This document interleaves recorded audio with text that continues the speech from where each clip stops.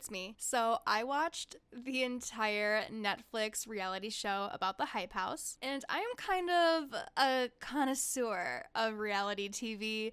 The Bachelor, perfection. I watch it all the time. I've watched like every single season ever, basically. So when I watched this reality show on Netflix about the Hype House, I have a little bit of like background about being able to tell what makes a good reality show and a bad reality show. And let me tell you guys, this is pretty bad. Like, okay, listen, it's bad in like the sense that I did not want to keep watching. And if I was just a casual viewer, I would have quit after the first 1 or 2 episodes. But I kept watching because I wanted to make this video for you guys. And it is on the top 10 most watched Netflix shows right now. And that might be for a couple reasons. It might be because people are actually enjoying it outside of like people who are just watching because of the meme. But you know, I got to give the Hype House members credit because they all are like actually way more famous than I thought. Because honestly, I didn't know who most of these people were. I knew who Chase Hudson was and Nikita Dragon. I knew of her. Other than that,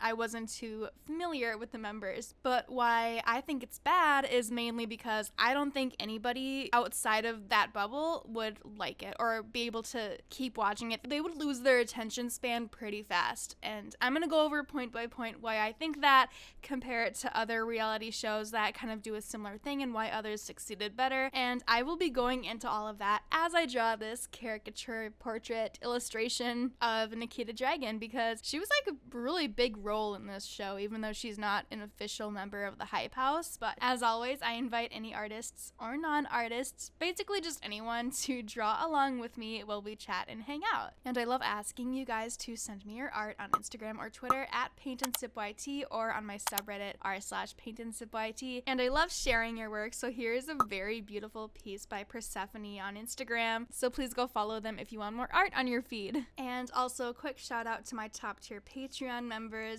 Jasmine, Maury, Fabian, Teal, and Evie. Your support means so much, and I cannot thank you enough, and I really mean that. And if anybody else would like to join my $5 tier, you get stickers, thank you cards, sent to you in the mail from my own hands, a ton of downloadable coloring pages, and shout outs on my videos.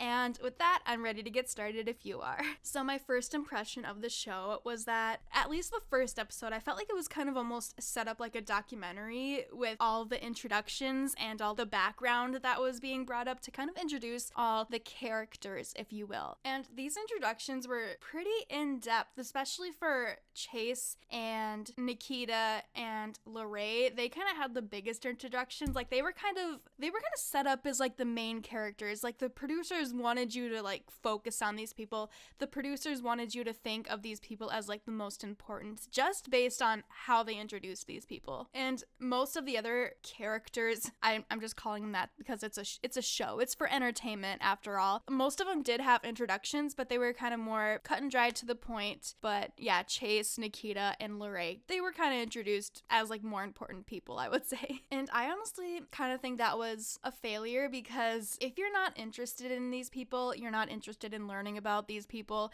you don't really care about why they're famous, besides the fact that they became famous on TikTok. Like if you're a completely new viewer, you just clicked on this randomly, you're on the Netflix home screen and you're like, oh, what's this? I guess I'll watch it. You're not gonna care about all of Chase's internet scandals and relationship with Charli D'Amelio and all of this and all of that. You're just gonna want to know the main basic describing characteristics. You want to know his main role, but other than that, you're not interested. Maybe later on, like maybe in like episode 2 or 3, they can introduce more of his past, and then after you're kind of more attached to Chase as a character in this entertainment show, then you would be willing to learn more about his past and more about how he became famous, etc.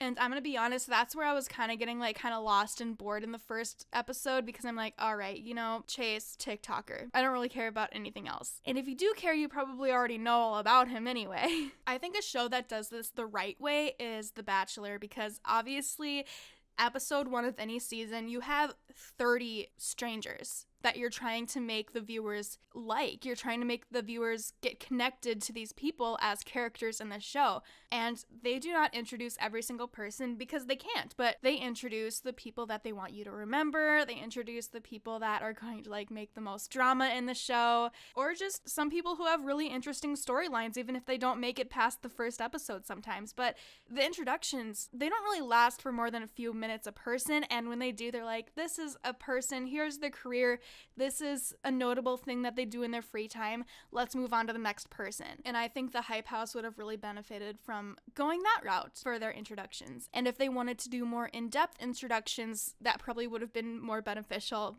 come episode 2 or 3, once the viewers have already started becoming attached. So as I was watching this, I made a note that I could already tell a lot of it was not exactly scripted, but there was a lot of producer encouragement and producer manipulation. And based on my first impression, they definitely shaped Little Huddy, Chase Hudson, as the main character, like with his really extravagant introduction. And that's probably because he's the most well-known person of all the main people in the show. And right away, they set up the conflict for the season, which is surrounding Chase Hudson. So that would make sense that they're kind of presenting him as the most important. He's getting the most extravagant introduction, etc. And the conflict was that there was business drama between himself and the guy who runs the Hype House, Thomas, because Chase moved out. He's living in his own house that's being paid for and funded by the Hype House, even though he's not making Hype House videos as often anymore.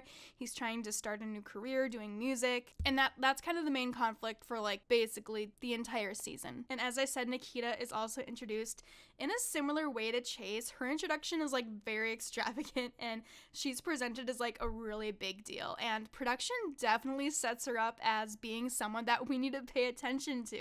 She's being set up as an important character that production wants its viewers to remember for sure. I want to say another downfall of the show was that they included a lot of filler scenes with people that, I want to say, this sounds selfish, but people that I didn't really know about, but I'm saying that because the average casual Netflix viewer wouldn't know about these people either. Now, I've watched the entire show now, so now I am more familiar with these people, but Alex and Cover, they had their own scene in like the first or second episode where they went strawberry picking. Cool, that's a cute date, but I didn't care because I don't care about these people because I don't know who they are. Sure, they got their short introductions, but there wasn't really any investment for me to want to pay attention to their individual conflicts at this time. Later on, I was more interested, but just this early, this was a part where I would have clicked out of the episode and just stopped watching the show altogether if I wasn't going to keep watching specifically to make this video. And I think that's kind of a downfall that is evident throughout the entire series because they keep slowly introducing more and more people throughout the episodes. And most of these new people don't even really get introductions. It's just like, oh, here's a person named Connor and here's a person named Ryland. And you're like, well, who is this person? And they don't really get introductions because they're like really a side character. But you also get scenes where they're a part of it and where they're part of the conflict, but you're not invested in the conflict because you're not really sure about who these people are. Of course, unless you follow the Hype House and you're already a fan of these people before even watching the show. So how could they have done this differently? I'd say just cut those scenes, honestly. And that makes me feel bad for saying that for like Alex and Cover and these people who have these like little, like their own scenes. Like obviously they're probably really happy that they got these scenes to film by themselves, like their dates and all of that. But if it didn't contribute to the storyline, I think just cut it out. But there's other parts with these two people where, they had their fake marriage for a video because their views were down, but that actually connects to the main conflict because, the conflict is about Chase leaving and the Hype House is kind of on a downhill and Alex's views are down, so then they try to do things that'll bring more views. That actually makes sense for the storyline, but like him and his girlfriend picking strawberries, cut it, man, just cut it. Or maybe put it in a later episode after the audience has already formed a connection to this couple. And then they will care to see him on a cute date that doesn't have any conflict. And again, as I said, Lorray kind of has a more in-depth introduction as well, probably because he is Nikita's best friend for the majority of the show. Basically all the show. There's some ups and downs between them, but the ups and downs is probably another reason why he is framed as another main character. character, because Nikita is the main character and Nikita's best friend is Lorraine, and then there's some COVID drama that happens between the two, so obviously they're gonna want the audience to know him and want to be interested in his conflicts. And then after watching for a little while, I realized that the production must really love Nikita, because Nikita is, I want to say she's like the producer plant that they did not have to hire. And if you do not know what a producer plant is, for example, The Bachelor, again, I'm going to be referencing The Bachelor a lot because I watch them a lot and I know a lot about the show and how the show is run. But a producer plant is someone that the producer will hire. Not exactly an actor, but just a cast member that they kind of encourage or coerce to start drama. Like, that'll be their role of the show, is to be the drama maker. Sometimes they'll cast someone who has a girlfriend or a boyfriend back home, and that will be a big drama situation of the show. Or they'll cast someone who is just really up for starting fights with other cast members, getting a lot of screen time, being the villain of the show. Every season, The Bachelor needs a villain. They need a white knight, which is someone who tells on the villain. There's these characters that production needs to cast in order to get the storyline moving, in order to create the drama. But Nikita is the one who kind of does that. And I know my comparisons to The Bachelor are not going to be perfect, because The Bachelor and The Hype House are two different genres of reality TV. But they both share the same key elements of reality TV, and they both want the same outcome: to put these real people into the roles that they want to perpetuate a certain storyline. For example, there's multiple situations where two people are fighting. Like, for example, Chase and Thomas had this conflict together, and they were not facing the conflict head on. They were kind of just like ignoring each other. And at one point, Nikita kind of came in and was like, all right, you're gonna talk to each other and you're gonna work it out, and we're gonna have this drama and we're gonna have this conversation on TV, and it's gonna be entertaining. That's Nikita fulfilling her role that the producers want her to fulfill. So instead of a production member being like, hey Chase, let's have you have a conversation with Thomas now, Nikita is the one who does that, and she can actually be on the screen, because you're not allowed to have production members on screen. Well, I say not allowed, but it's reality show etiquette. Sometimes it happens in really special circumstances. Like, there was one episode of The Bachelor where one of the cast members was forming a relationship with a cameraman behind the scenes when she was supposed to be dating the Bachelor, obviously, and then they got caught in a bedroom together in the hotel. So then the cameraman jumped out the window and jumped out of a balcony and landed on the floor and broke his leg. So it was an iconic Bachelor moment. You guys just, if you know, you know. I'm getting off topic, but that's fine. You guys enjoy when I get off topic. You tell me that. I appreciate it. But anyway, Chase and Thomas do talk about their business stuff, and the conversation just seemed so set up to me. And the fact that there were like huge cameras filming this serious conversation, like, we couldn't see the cameras, so we're in the illusion. To us, it just kind of seems like we're a fly on the wall for this conversation, right? But to Chase and Thomas, they're trying to have this serious business conversation. Meanwhile, there's probably 2 or 3 men with gigantic cameras surrounding them, and they're trying to have this serious conversation. They seemed so awkward, you guys, and I do not blame them, but I could see through it because I know about these things, because I'm always aware of the behind the scenes. But I don't know, to a casual viewer, you might not have picked up on the awkwardness, but I definitely picked up on the awkwardness. And I definitely feel like this was a conversation that did not need to happen at this time. This conversation happened at a pool party. You're not going to have a business conversation at a pool party. But what I think is that production was like, all right, guys, we're nearing the end of the episode. We haven't had any, like, conflict resolution, so let's just, like, get this conversation so we can air it, you know?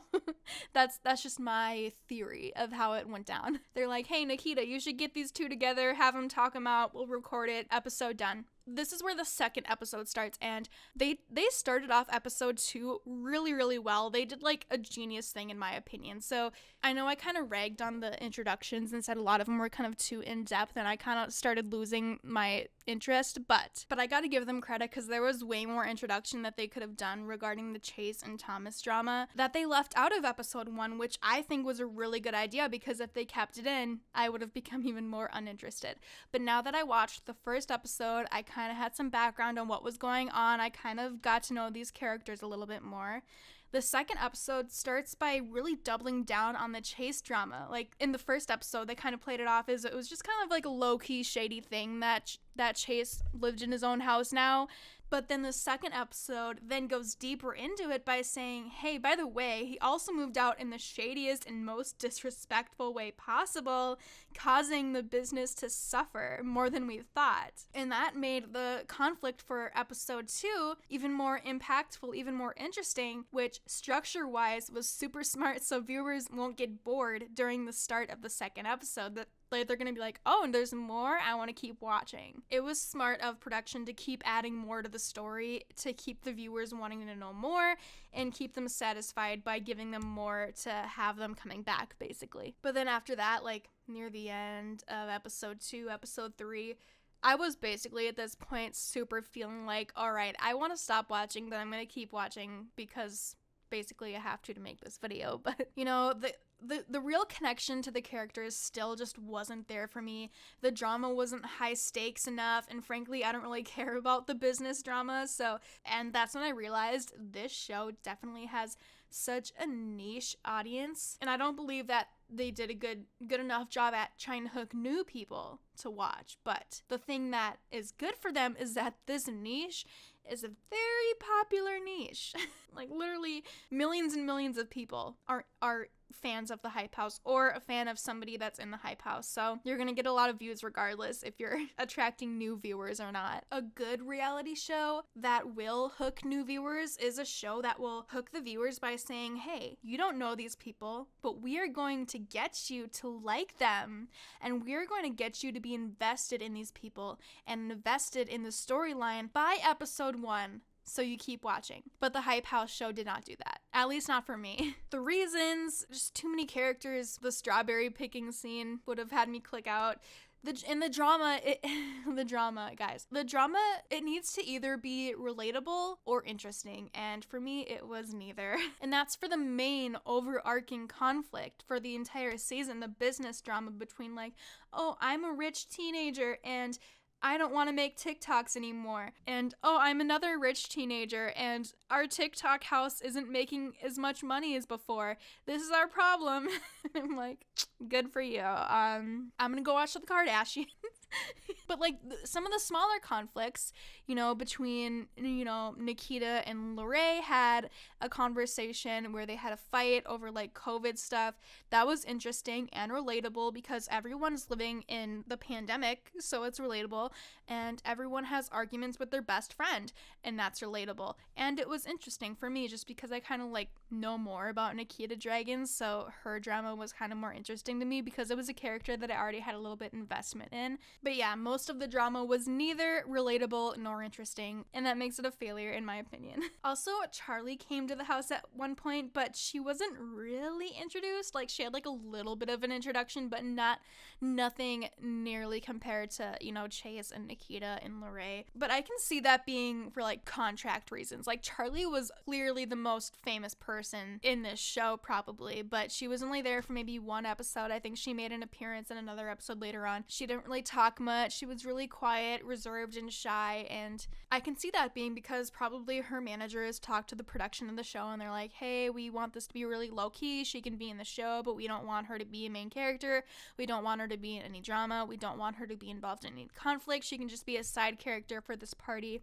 I can totally see that. And during this episode where Charlie was at a party, Chase was there too, and their exes, and so there was kind of like a little bit of awkwardness going on. And what I actually like really loved was Nikita Dragon, again, a producer favorite, probably. She always points out the elephant in the room, and that actually makes the show more interesting. She's like, hey, Charlie, hey, Chase, you guys are exes. Are you guys still talking? Why aren't you sitting together at the table? And she's kind of just like bringing attention to this elephant in the room in front of everybody at this huge dinner table. And I'm like, I love this. I love this petty drama stuff.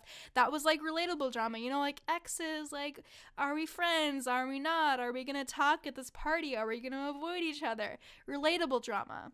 Excellent. Loved it. But again, we only get little sprinkles of the good drama here and there. But the overarching drama was not interesting or relatable So the entire show kind of takes a hit for that. Again, and that was the drama, the business drama between like, is the Hype House gonna survive without Chase or whatever the details were. And yeah, there was like a really big altercation between Nikita Dragon and her best friend Lorraine. And this is the situation that you've probably already heard about because this is the one that all the drama channels are talking about.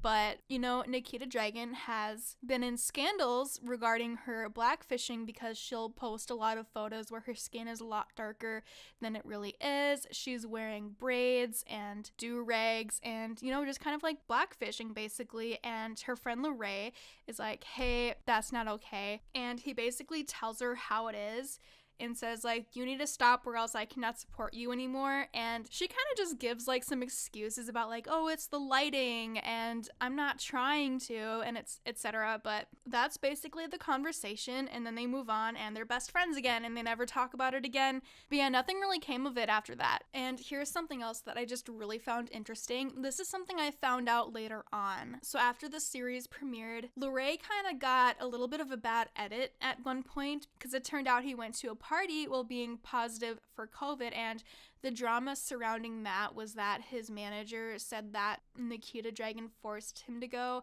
and then she said that wasn't true, and they had a fight over it, but then they made up. But on a live stream, Lorraine was basically saying that production gave him a bad edit for this, and it was never supposed to be in the show. He asked the producers not to include any of his COVID situation, but they did, and apparently it was because these other two people of the Hype House, I don't remember the one person's name, but one person was named Sienna, and I know that because that's my name, so I remembered. But apparently there was two people that were in some drama. They got cut from the show, so they needed something to fill that drama with, and then they added the Lorraine COVID stuff. By the way, is his name Lorraine or Larry? Because they called him both. Here's my theory. I think his real name is probably Larry, but they call him Lorraine because it sounds more fancy. I don't know. Do you know? Let me know. But yeah, that just goes to show that production will create storylines, and they know how to cut out two whole people. That means they can cut out anything they want. They can create anything they want. They can structure a show to make any storyline that they want, and they have so much footage that they can Frankenbite any characters. They can Frankenbite any storyline together. Production crews are shady, and we know this from like The Bachelor. We know this from basically all reality shows. They're all shady.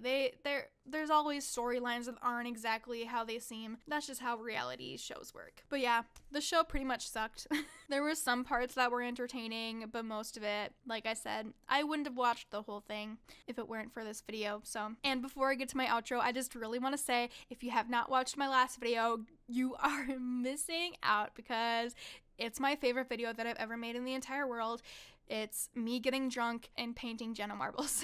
I'm so proud of it, so make sure to go check it out. It's the video I posted right before this. And if you've already watched it, maybe you want to watch it again and give me a thumbs up. I don't know, if that video somehow like hit the algorithm right, I would like die of happiness. But with that, I really want you to tag me in your art if you made some, and remember to visit my Patreon if you want some art themed benefits. And I hate outros, so okay, bye.